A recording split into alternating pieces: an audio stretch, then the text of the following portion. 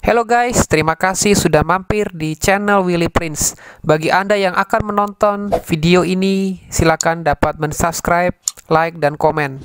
Karena subscribe itu gratis, silakan tinggal menekan tombol subscribe ini untuk mendukung channel saya mencapai 1000 subscribe sehingga boleh berkembang untuk senantiasa menjadi berkat bagi dunia ini. Terima kasih.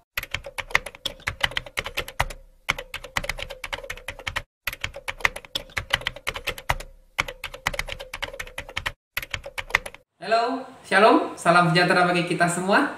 Kembali lagi bersama dengan saya, Willy Prince Channel, di mata kuliah Sejarah Gereja Indonesia. Hari ini, pada bulan Mei tahun 2020, karena pandemi global, karena COVID-19, sehingga perkuliahan dilakukan secara online.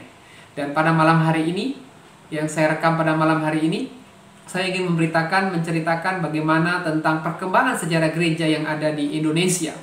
Tentunya banyak orang yang tidak menyukai dengan sejarah. Kenapa? Harus menghafal tahun, menghafal peristiwa, apalagi ceritanya membosankan, dan apalagi menyampaikan itu muter-muter, nggak tahu arah tujuannya, ngerambang kemana-mana. Tetapi pada hari ini, Willy Pontonowo akan memberikan secara praktis dengan yang terbaik untuk Anda, supaya Anda bisa menikmati channel ini. Bagi Anda yang belum subscribe, silakan subscribe dan memberikan komentar nanti seputar pembahasan perkuliahan online sejarah gereja Indonesia. Oke saudara, kita langsung aja. Di sini kalau kita melihat ada kenapa kita perlu mempelajari sejarah gereja. Kenapa saudara?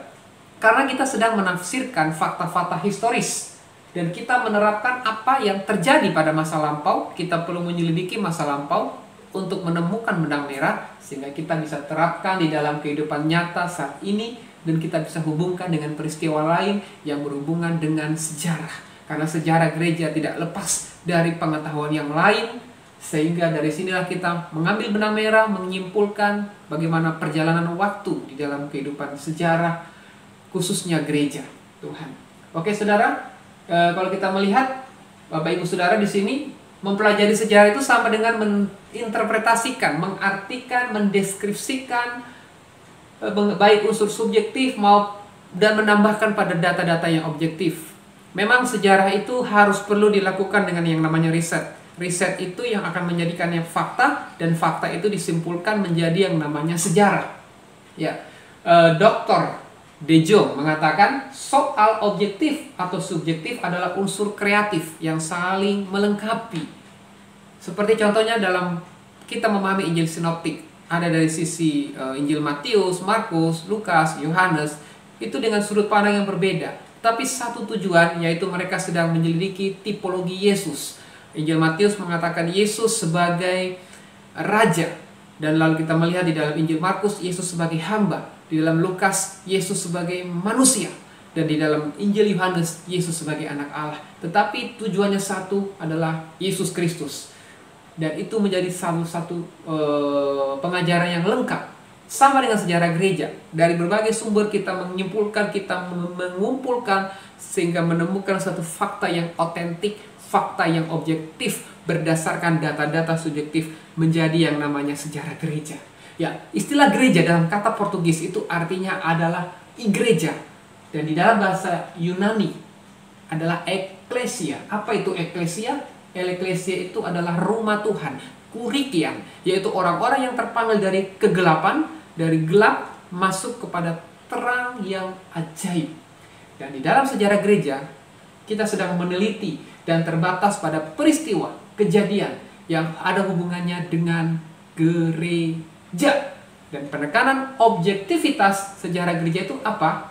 Ada 3 hal. Ada 2 hal ya saudara. Yang pertama fakta empiris, yang kedua fakta teologis. Seperti apa fakta empiris? Kita melihat dari layar.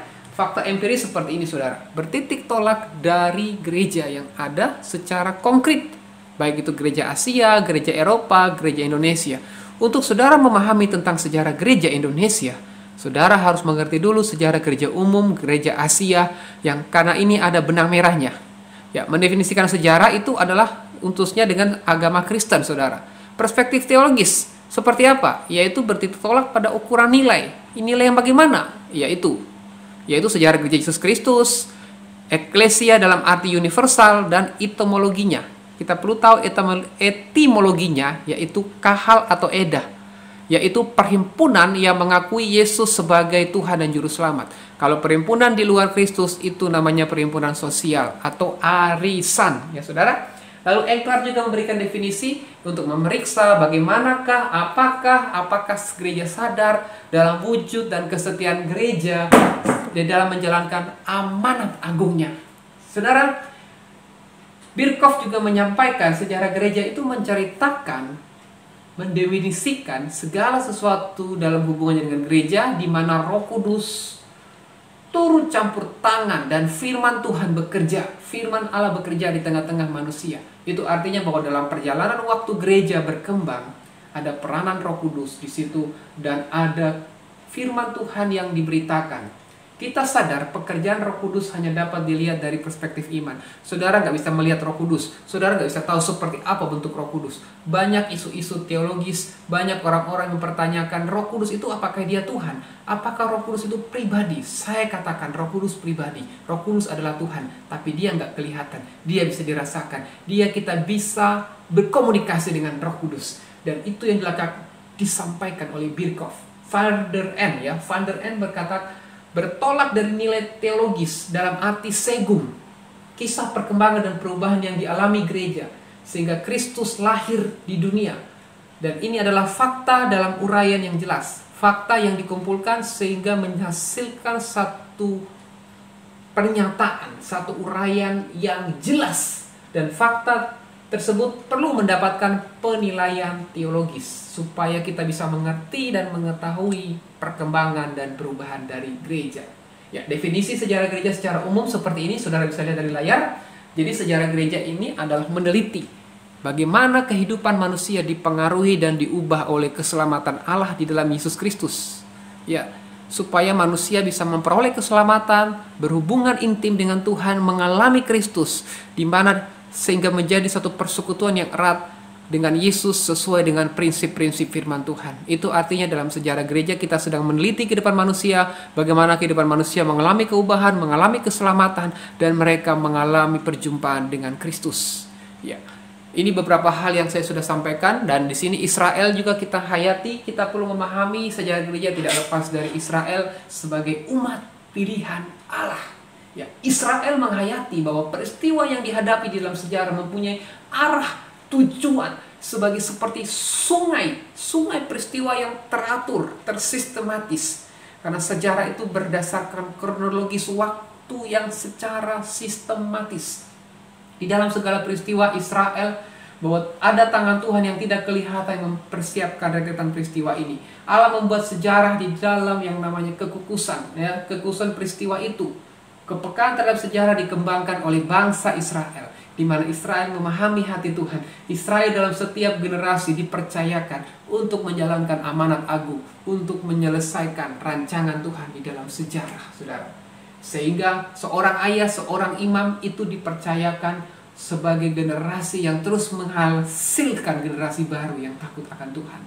Lalu muncullah Yesus Kristus karena Israel gagal melaksanakan amanat agung, melaksanakan rencana Tuhan. Lalu turunlah Yesus Kristus sebagai perencana, Yesus Kristus sebagai pelaksana kehendak Bapa, sehingga melalui Yesus Kristuslah keselamatan diberitakan bagi seluruh dunia. Tibalah akhir di mana pembuatan sejarah dunia membawa dunia kepada tujuan Allah yang semula, yaitu keselamatan dan kedatangan kerajaannya di tengah dunia. Ini semakin nyata. Ya, di tengah pandemi global, di tengah virus corona yang kita alami, kita sedang memahami tentang rancangan Tuhan. Kita sedang memahami tentang perjalanan waktu Tuhan untuk Tuhan menyatakan kerajaannya, yaitu kedamaian di muka bumi ini. Dalam konteks ini, dalam konteks sejarah gereja, pemberitaan Injil menjadi kunci utama satu-satunya untuk majunya sejarah, sehingga terjadilah penggenapan firman Tuhan. Di dalam sejarah ada yang namanya penggenapan firman. Seperti sungai yang mengalir yang mempunyai arah dan tujuan dan mencapai muaranya di lautan. Saudara, kalau kita melihat, menurut saudara, kapan Injil diberitakan di Indonesia? Menurut Anda, kapan pertama kali kekristenan itu diberitakan di Indonesia? Silakan tulis dalam komentar di bawah ini. Saudara bisa menyampaikan komentar, pandangan Anda, pendapat Anda tentang berdirinya gereja atau kapan Injil masuk ke Indonesia. Dan di sini sebelum saya menjawab pertanyaan ini, ada beberapa pandangan. Kita bisa lihat dari layar. Yang pertama, Kurnia A.J. Sujana. Ya, Kurnia A.J. Sujana itu adalah, dia mengatakan seperti ini. Umat Kristen di Indonesia tidak akan menyangkali kenyataan bahwa berita Injil yang dibawa ke Indonesia itu tentunya melalui orang kulit putih. Ya, orang kulit putih siapa lagi ya? Bukan orang Afrika, bukan orang negro ya saudara, tapi orang Eropa. Di mana mereka mengeruk harta kekayaan di bumi Indonesia karena Indonesia itu penghasil rempah-rempah. Lalu datang lagi Portugis, lalu Spanyol, dan mereka mengalihkan perhatiannya lalu hingga ke Filipina. 1 abad kemudian datanglah bangsa Belanda.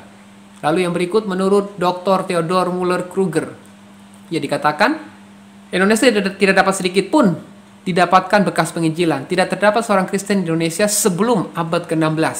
Jadi dia mengakui, Theodor mengakui bahwa di abad 16 lah Kristen masuk melalui orang-orang Portugis. Lalu Y. Beker, dia mengatakan ada seorang misi dari Ordo Yesuit. Ya, dia meluas ke tanah air sampai mulai abad ke-7 sampai 12 yang bernama Thomas. Tetapi dikatakan di sini Thomas van den Ende ragu-ragu menerima kesimpulan dari Y. Beker mengenai kedatangan orang Nestorian yang ada ke Indonesia, yang datang ke Indonesia. Karena nggak ada kepastian, nggak ada bukti-bukti autentik, nggak ada benang merah yang menunjukkan bahwa orang-orang Nestorian pernah datang ke Indonesia. Karena nggak ada bukti sejarah. Itu disanggah oleh Thomas van den Ende. Tapi J. Beker mengakui itu dilakukan oleh kaum Nestorian di abad ke-7 sampai 12. Lalu Dr. Flaus Wetzel.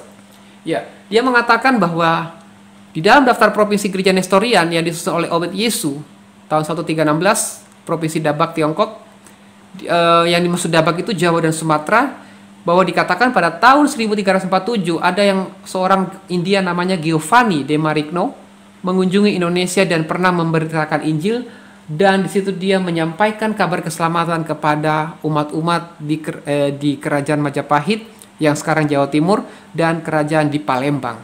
Itu menurut Klaus Wetzel. Namanya Giovanni de Marigno, pemberita Injil yang menyampaikan Injil.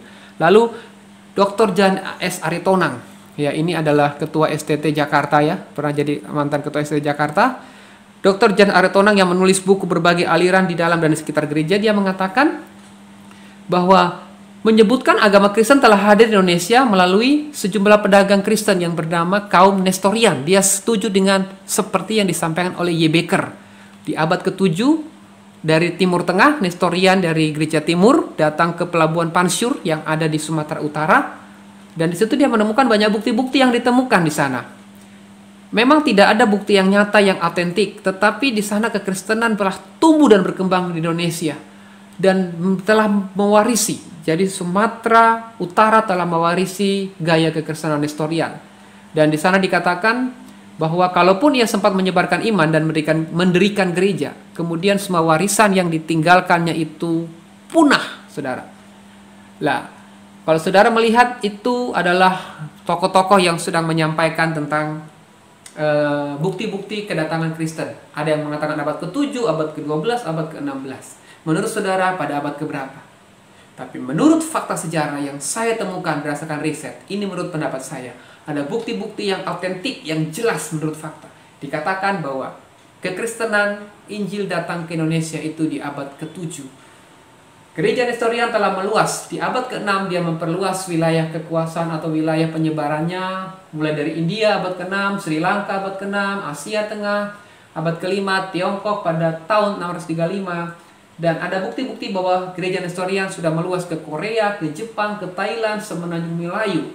Namun bentuk dari bukti itu termasuk peninggalan purbakala. Penulisan bersejarah dan surat-surat dari arsip gereja Nestorian telah membuktikan, mencatat bahwa gereja Nestorian pernah ada di Indonesia. Kita lihat lagi buktinya.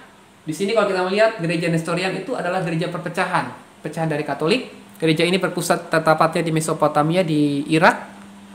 Ya, terus lalu mereka giat memberitakan Injil. Ya saudara, ada seorang tokoh namanya Timotius I, seorang rahib yang menyeberang dari samudera dan pergi ke India lalu ke Tiongkok dengan hanya membawa tongkat dan kitab suci. Saudara, dia hanya membawa tongkat dan kitab suci, bahkan melakukan jalan kaki.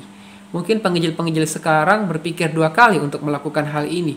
Kita punya HP yang lengkap, yang canggih, punya mobil mewah, mobil yang mahal ya. Sangat jarang penginjil-penginjil yang melakukan perjalanan seperti Timotius 1. Ini salah satu semangat pemberitaan Injil yang patut kita tiru, patut kita contohi. Ya, antara tahun 1150 sampai 1170 ada seorang sejarawan di masa Khalifah Fatimi bernama Syekh Abu Salih Al-Armini, saudara. Dia berbahasa Arab. Dia mengatakan di sini ada daftar berita tentang gereja dan pertapaan dari provinsi Mesir. Abu Salih menulis tentang adanya gereja Nestorian di kota Fansur yang nama kuno yaitu di daerah Barus, Sumatera Utara. Ternyata sudah ada orang Kristen. Orang-orang Kristen yang lahir di sana dikenal dengan istilah Nasara atau Nasitirah.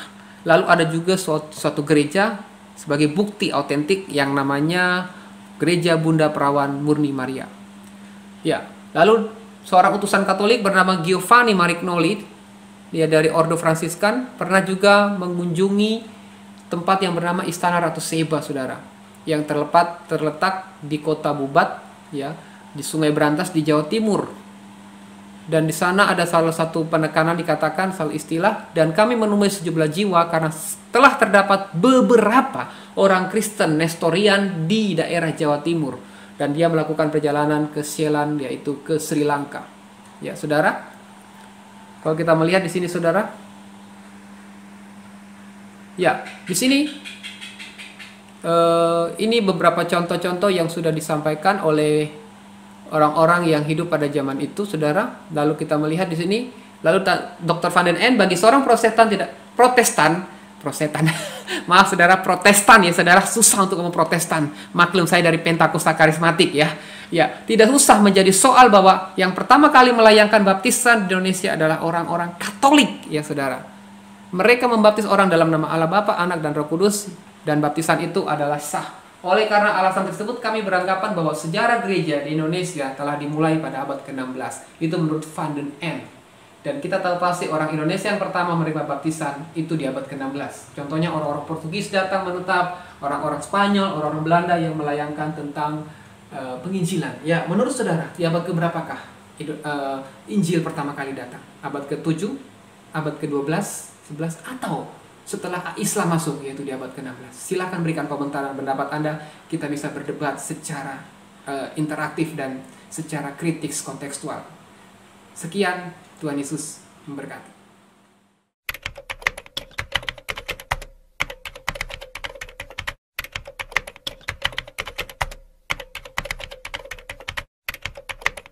Shalom saudaraku, kembali lagi bersama dengan saya Willy Prince Channel di Sejarah Gereja Indonesia Part 2 mengenai konteks Indonesia ketika Injil masuk. Kita akan membahas dari sosial budaya, dari ekonomi, dari yang satunya lagi adalah dari politik, saudara ya. Ya, pertama kita bahas adalah sosial budaya. Di sini dalam sosial budaya kita perlu tahu bahwa Indonesia di dalam kehidupan keagamaan memiliki aneka warna, saudara. Aneka warna keyakinan akan ketuhanan mereka. Contohnya adalah agama asli atau agama suku setempat. Ini secara berabad-abad, sudah berabad-abad itu dipegang oleh rakyat Indonesia, menjadi pedoman hidup bagi mereka. Dan berkontak dengan agama dunia, kekakasan, ciri khas kehidupan agama asli atau agama suku itu tetap mempertahankan nilai-nilai berharga. Tetapi nilai-nilai dari negatif, hal-hal yang negatif perlu diluruskan atau dibenarkan. Ya, kerohanian itu tumbuh dan berkembang secara spontan seiring dengan berkembangnya agama suku itu sendiri. Mereka tetap murni, tidak bercampur dengan kerohanian atau bahasa agama manapun. Mereka adalah masyarakat yang tertutup terhadap pergaulan antara suku bangsa. Karena agama yang mewadahi kerohanian semacam itu juga disebut sebagai agama etnis, mereka disebut sebagai agama suku, agama preliterat, dan agama sederhana. Ya, dalam konteks Indonesia, setiap suku memiliki cerita, asal mula bagaimana suku itu ada, hingga kepada kepercayaan kepada para dewa. Adat adalah pelaksana agama suku dan mutlak harus diikuti. Jadi adat itu harus diikuti dan itu mengandung nilai-nilai religius yang rohani dan jasmani harus berjalan seimbang. Itu menurut agama suku. Dan mereka juga menyembah dewa-dewa serta nenek moyang, bahkan menyembah batu-batuan yang dikenal dengan kepercayaan animisme, menyembah nenek moyang, arwah-arwah, dan menyembah patung, yang dikenal dengan dinamisme, menyembah pohon dan dipercaya memiliki kekuatan gaib yang bahkan bisa menyembuhkan, saudara. Ya, ciri-ciri agama suku seperti ini kalau kita melihat dari layar, yang pertama adalah garis pemisah antara pencipta dan yang diciptakan tidak ada. Jadi nggak ada pemisah antara Tuhan dengan manusia. Manusia dianggap sanggup memenuhi kehendak para dewa, nenek moyang. Manusia akan menjadi sempurna karena mengikuti adat. Bagi agama suku, adat adalah hukum ilahi manusia. Itu menurut agama suku, saudara. Satu-satunya aturan yang tepat adalah aturan yang terdapat di dalam lingkungan sukunya. Semua yang di luar dari suku adalah jahat, jelek, buruk. Dalam agama suku tidak ada perbedaan mutlak antara yang baik dan jahat. Dikatakan semuanya itu saling melengkapi. Lalu kita masuk kepada politik. Ya. Sejak mula Indonesia mempunyai hubungan dagang dengan wilayah Asia. Ada jalan dagang dari Tiongkok. Ya, kita tahu Tiongkok, Cina itu sangat kuat sejak zaman dulu. Punya hubungan dagang dengan Indonesia yang dikenal dengan Kepulauan Nusantara. Lalu ke India, Persia, Mesir, Eropa. Bahkan sebaliknya. Perdagangan semacam ini membuat kota pelabuhan menjadi sangat kaya raya. Bahkan dengan kekayaan itu mereka bisa menaklukkan daerah sekitarnya. Termasuk daerah-daerah di sekitar Indonesia, saudara. Dengan demikian muncullah kerajaan-kerajaan kecil seperti Kerajaan Sriwijaya, Kerajaan Majapahit, Kerajaan Pajajaran, dan lain-lain. Kerajaan ini muncul demi kelancaran perdagangan rempah-rempah. Pedagang-pedagang Kristen dari Mesir dan Persia menetap di Arab Tenggara, di India, lalu di Sri Lanka. Dalam satu buku yang ditulis di Mesir tahun 1050, ya, di pantai barat Sumatera telah ada muncul gedung-gedung gereja. Dan mungkin juga di Pulau Jawa telah ada orang-orang Kristen, saudara, yang mengembangkan ajarannya. Lalu pada abad ke-13 Islam masuk ke Indonesia, ya, melalui pedagang-pedagang Gujarat. Agama suku pun sudah ada. Selain Kristen ada agama suku, agama Hindu, maaf saudara, agama Hindu, agama Buddha dibawa ke Indonesia melalui juga perdagangan. Di abad ke-14 2 kali misionaris Barat singgah di Sumatera, tetapi kehadiran orang Kristen tidak meninggalkan bekas. Ya, saudara-saudara Islam banyak yang menikah dengan putri-putri bangsawan. Jadi orang-orang Muslim, cara mereka menyebarkan ajaran Islam adalah dengan menikahi putri-putri bangsawan. Mereka bisa menikahi lebih dari satu istri, sehingga mereka bisa memperluas pengikutnya, semakin banyak pengikut Islam di Indonesia. Bahkan ketika mereka menikahi putri bangsawan, otomatis rajanya akan menjadi pengikut ajaran agama Islam. Raja-raja yang masuk Islam kemudian mengadakan ekspansi ke kerajaan tetangga dan memperluas pengaruhnya dengan berperang, dengan menguasai daerah-daerah musuh, saudara. Tahun 1292, kota Perlak di Sumatera Utara beralih ke Islam. Yang dulunya Kristen itu berpindah ke Islam. Lalu disusul dengan kota lain di pesisir Malaya, Sumatera, Jawa, Maluku, termasuk Ternate tahun 1480. Ternate masuk Islam. Kota-kota di pantai Jawa masuk Islam di tahun 1420. Tahun 1600 Sulawesi Selatan, Makassar pun beralih ke Islam. Dan tahun 1550 pedalaman Jawa diislamkan. Banyak orang-orang agama suku beralih ke Islam melalui kekuasaan yang dilakukan oleh raja-raja Islam, yang dimana putri-putri mereka yang telah menikah dengan pedagang-pedagang dari Arab, saudara.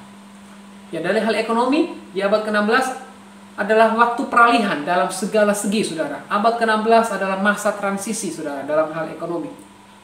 Tidak hanya meluasnya agama Islam, tetapi masuknya kekuasaan Portugis yang menimbulkan ketegangan-ketegangan besar. Malaka sebagai pusat kekuasaan Portugis mengakibatkan runtuhnya Indonesia goncang. Perdagangan Indonesia goncang ketika Portugis masuk, saudara. Akan di sini terutama pedagang-pedagang Jawa menganggap orang Portugis, saudara, sebagai musuh besar dari orang pedagang Jawa ini. Ya, sampai akibatnya tidak ada sebuah tempat pun bagi orang Portugis di Pulau Jawa kecuali Jawa Timur, di mana akhirnya di abad ke-16 masih terdapat sebuah kerajaan Hindu Jawa yang kecil. Ya, kita melihat di sini di layar, ya, kita masuk ke yang kedua, pandangan dunia dan ideologi kaum Portugis dan Spanyol. Agama Kristen abad pertengahan hanya mengenal 3 jenis agama, yaitu Yahudi, Islam, dan agama suku gaya Eropa. Kalau ada agama Kristen yang masuk Kristen, Berarti dia harus membuang semua budayanya yang lama dan menerima kebudayaan baru. Kebudayaan Kristen diidentikan dengan kebudayaan Eropa Barat. Jadi kekristenan itu dikatakan agamanya wong londo. Saya pernah ketemu dengan mbah-mbah orang Jawa, dikatakan kowe Kristen dok, kowe nggih mbah, kui agamane wong londo nggih. Oh mboten Pak, kui agama umum mbah. Aku ngomong seperti itu saudara. Jadi Kristen itu dikatakan agama wong londo, agama Eropa Barat. Tapi kita harus mengerti konsep kekristenan dengan budaya timur. Konsep Yahudi itu adalah ajaran agama Yahudi yang terus berkembang dalam sejarah gereja Protestan menjadi agama Barat atau gereja Barat, saudara. Ya. Lalu kita melihat di sini sikap dari kaum Portugis dan Spanyol terhadap Islam perlu diperhatikan secara khusus. Selama 700 tahun ketika bangsa Eropa dijajah oleh kaum Islam, Islam dikenal dengan sebutan Morisco atau Moro. Tahun 1492, benteng Islam di Spanyol yang dikenal dengan Granada jatuh ke tangan Isabella.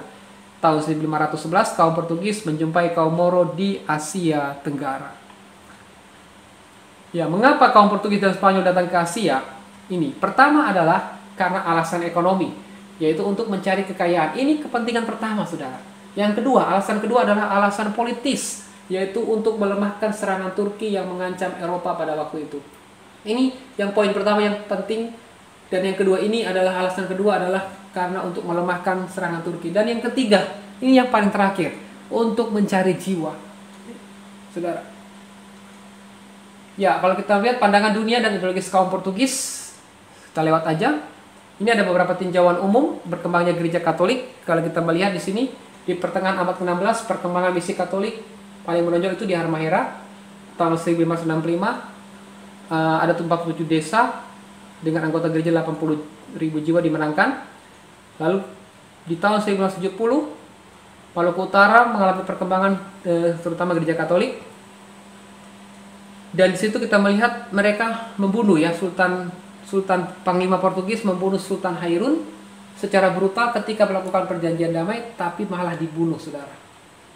Di Maluku Utara hanya sedikit misionaris dari Eropa dan beberapa dari mereka dibunuh. Tahun 1605 mereka meninggalkan daerah itu. Kenapa mereka meninggalkan? Karena adanya permusuhan dari Sultan. Maksudnya bukan permusuhan dari Sultan, tetapi karena ada kekuasaan baru dari Belanda yang sedikit demi sedikit akhirnya mengusir orang-orang Portugis. Kedatangan Belanda membuat situasi politik semakin panas. Kedatangan Belanda membuat situasi politik menjadi tenang. Tetapi kekristenan di Maluku tinggal puing-puing karena VOC tidak bergerak dalam misi, tetapi lebih kepada kepentingan perdagangan. Dari Sulawesi Maluku Selatan seperti ini, saudara. Gereja Katolik yang paling kuat di daerah Benteng, di sana terdapat 2 atau 3 misionaris serta gedung-gedung gereja. Di Benteng dan sekitarnya orang-orang Kristen terpelihara cukup baik, dan metode pemuritan yang dilakukan adalah metode pemuritan Xaverius ya. Xaverius. Dan tetapi jemaat yang berada di pedalaman tidak pernah dikunjungi dan tidak adanya tenaga asli yang dikaderkan di dalam pelayanannya Xaverius, saudara. Kalau di Sulawesi Utara, agama Kristen di Sulawesi Utara tetapnya di daerah Sangir Talaut. Pekabaran Injil di sana maju, bahkan bersaing dengan orang Portugis, Spanyol, Belanda. Ketika perang Belanda Maluku Utara, kasus pembunuhan Sultan Hairun, kaum Portugis pindah ke Tidore, orang Spanyol di Filipina diberikan peluang untuk meluas ke daerah Sulawesi Utara. Jadi Sulawesi Utara itu kekristenan pertama kali itu di tahun 1666. Belanda membangun benteng di Manado guna menguasai Minahasa. Untuk apa? Memperoleh monopoli di dalam perdagangan cengkeh, saudara. Lalu kita melihat di sini pembubaran VOC tahun 1799 memberi peluang di akhir abad ke-18 gereja Katolik menjadi terpojok dan dibatasi hanya di daerah Nusa Tenggara Timur saja, saudara. Usaha Katolik untuk memberitakan Injil di daerah lain umumnya mendapat perlawanan keras. VOC telah mundur dan hilang kekuasaan. Kenapa mundur dan hilang kekuasaan? Karena korupsi, saudara. Lagi-lagi korupsi. Maka dibubarkanlah VOC dan kemudian diganti menjadi nama pemerintah Hindia Belanda. Di part 3, di bagian ketiga kita akan membahas lebih dalam tentang VOC. Seperti apa sepak terjang dari VOC. Di Di tahun 1800, pemerintah Hindia Belanda mengakui prinsip kebebasan dalam beragama. Lalu Gubernur H.W. Daendels mengeluarkan surat keputusan yang berisi semua golongan bebas untuk mengamalkan agama. Makanya kita mengenal Undang-Undang pasal 29 tentang kebebasan memeluk agama. Itu sudah dicanangkan oleh Gubernur Daendels dari masa pemerintahan Hindia Belanda tentang semua golongan bebas untuk mengamalkan agamanya masing-masing. Yang terakhir, pembubaran VOC tahun 1799 memberi peluang bagi Katolik. Surat keputusan ini memberikan semangat kebebasan. Akibat revolusi Prancis tahun 1789, kebebasan ini terjadi di seluruh Eropa. Perkembangan yang baru ini membuat kaum Katolik diberi kesempatan, diberi peluang untuk mendapat tempat berpijak di Pulau Jawa. Sehingga di Jawa inilah Katolik berkembang sangat pesat. Berdasarkan statistik yang termuat dalam buku Operation World oleh P.J. Johnson, umat Katolik di Jawa sebanyak 1,5% dari jumlah penduduk, sedangkan Protestan sebanyak 2,1%. Itu di tahun 1990. Sedangkan di tahun 2019 yang lalu ya, 2018an, itu angka statistik umat Katolik dan Kristen itu di total sebanyak 21%, saudara. 21% dengan catatan 13% dari orang Kristen Protestan, termasuk Pentakosta, Injili, Karismatik, sedangkan 7% itu dari Katolik, saudara. Dan 70-an% itu sekitar 69-70 adalah dari kaum Muslim, sedangkan sekitar 7% itu dari kaum Hindu, dan 5% dari Buddha, dan 2% dari Konghucu, dan 1% dari agama suku, agama-agama kepercayaan, dan 1% lagi dari orang yang tidak beragama. Itu dari Badan Statistik Lembaga Agama, khususnya di tahun 2018. Oke, sekian Sejarah Gereja Indonesia Part 2. Tuhan memberkati.